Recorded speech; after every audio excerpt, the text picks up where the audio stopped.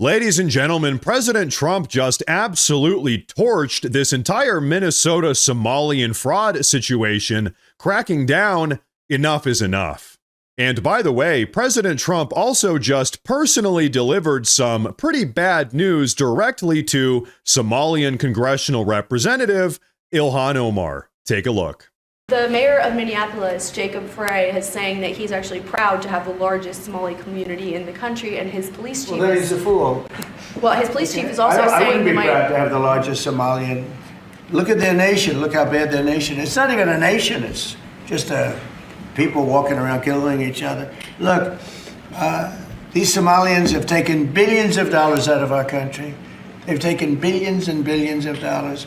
They have a representative, Ilhan Omar, who they say married her brother.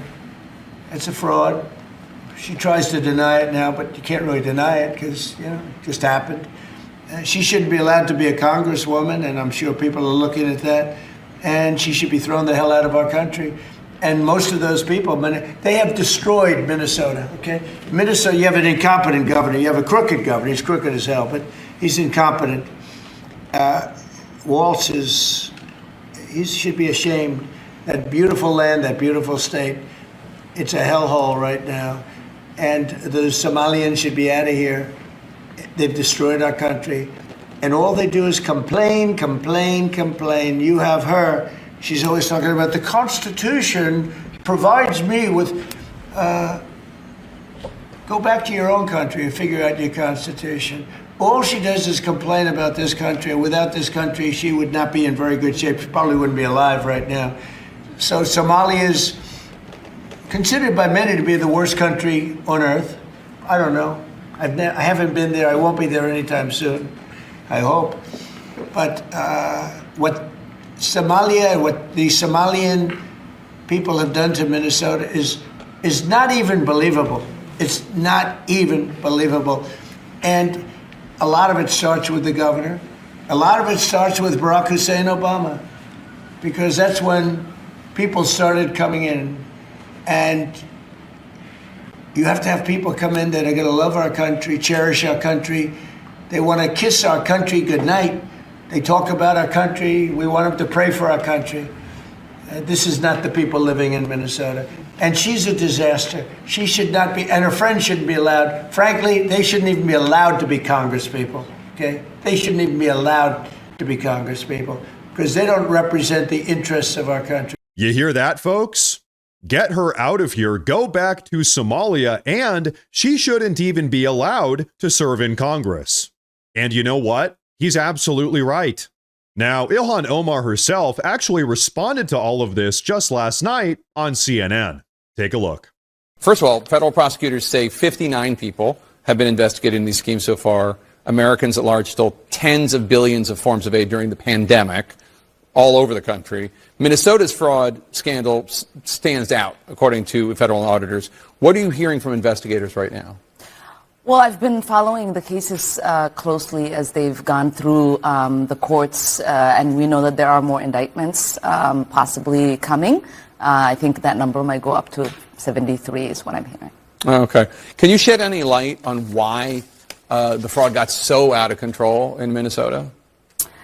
I think what happened is that, when you have these kind of new programs that are designed to help people, you're oftentimes relying on third parties to be able to facilitate.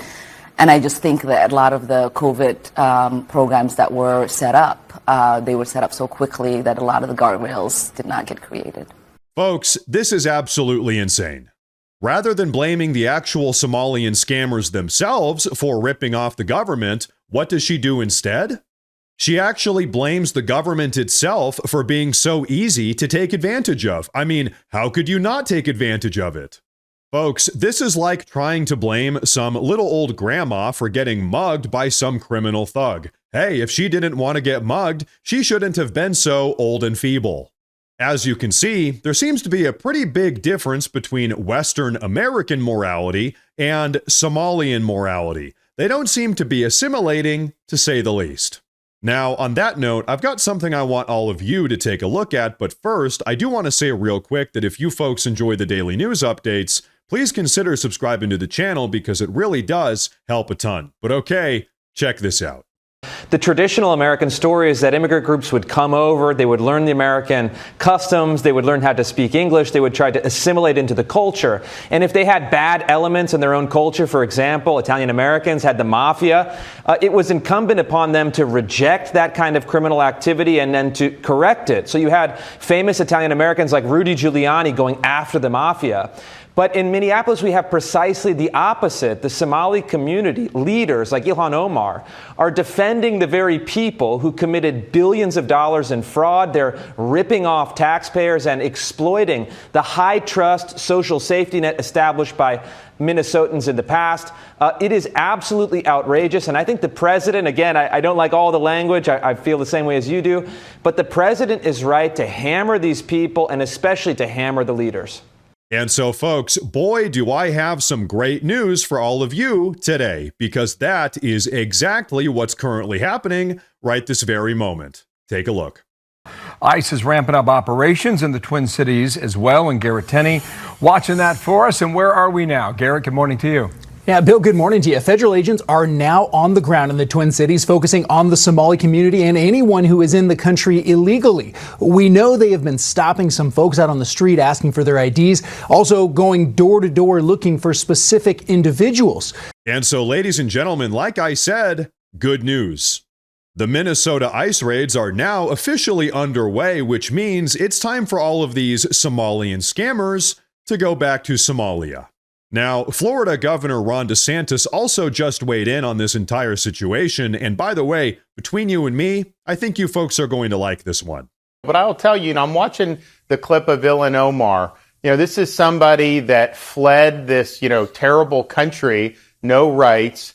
And then she comes to the United States and uses our freedoms to try to make us more like the country she fled. How the hell does that make any sense? And why did we, over many decades as a government, obviously, not me or current Trump administration, but what had happened to bring in so many people who really don't necessarily want to assimilate? And I think some of these candidates who run there talk about they're not America first, but Somali first. So it's really a failure of the elites in this country with how they've handled immigration, particularly by putting Americans last. And folks, that is exactly what's been going on for decades now.